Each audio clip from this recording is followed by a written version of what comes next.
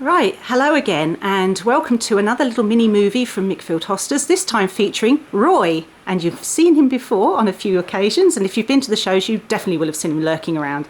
Now he's going to be my glamorous assistant this time and just show you what we do with our plants when we send them out for mail order. So kick off then, Roy, and I'll just talk over. I'll do the voiceover. So here he is with some typical household bleach. Actually, we've got a product there we're endorsing, oh dear. And what Roy's just done there is put a splash of household bleach into a bucket of water. It's what we call our spa treatment for our plants.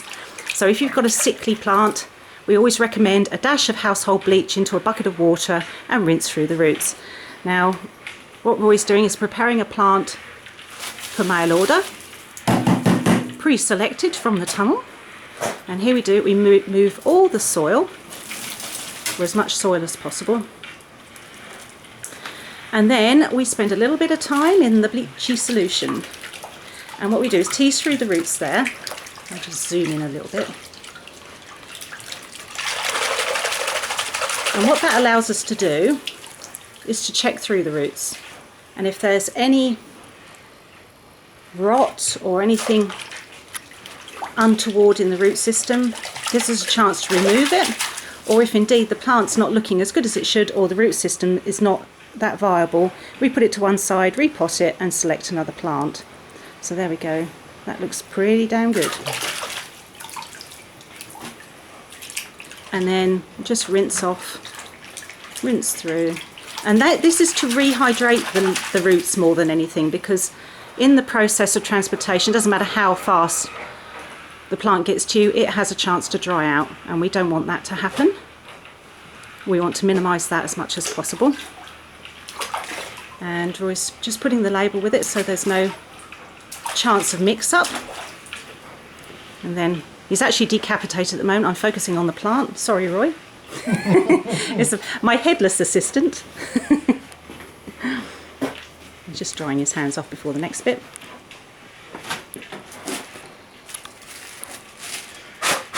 And at the moment Roy's just preparing a plastic bag to pop the plant roots side down into, together with the label, and that helps keep all the moisture in the root system with the plant during transit.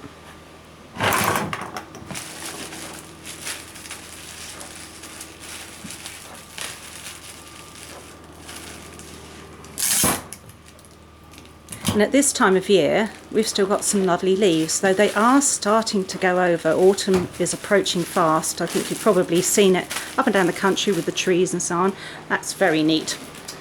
And at the moment, some of our varieties are definitely showing signs of autumn coming, but it's still a really good time to buy and plant your hostas in preparation for next year. Now, what Roy's doing here is making a roll of newspaper to protect the leaves as much as anything, because you don't want to have sending the plants out with leaves on. It's nice to actually get them intact and not bent and snapped off.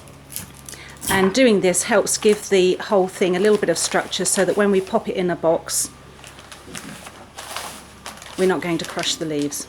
So Roy's just looked down the centre of the tube there to work out where the leaves finished, and that's where he folds it, and that actually gives quite a rigid structure, so it can join lots of other plants in a consignment. There we go. And that is essentially what we do. We've got our box here that Roy's already lined with newspaper. It's actually fascinating reading other people's newspapers. We have the East Anglian Daily Times, a little plug for East Anglian Daily Times. So there he's going, securing it in the box. And then obviously the invoice will go into the box with the plants, and then we send them first class Royal Mail even post, and usually out one day, and it's usually with you the following day, or failing that the day after. We have seldom had plants go missing using the Royal Mail, so we prefer it, and it's a nice flexible posting system. There we go. And we make sure the box is well sealed so that there's no fear of it coming apart in transit.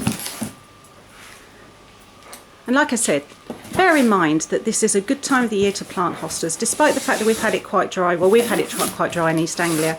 Make sure you plant your hosta nicely and water it in well, and it will be developing its shoots over the winter, ready to pop up in the spring and give you lots of joy next year. Thank you very much, Roy. Do you want to have a little smile to the camera and a wave goodbye in true YouTube style? Well done.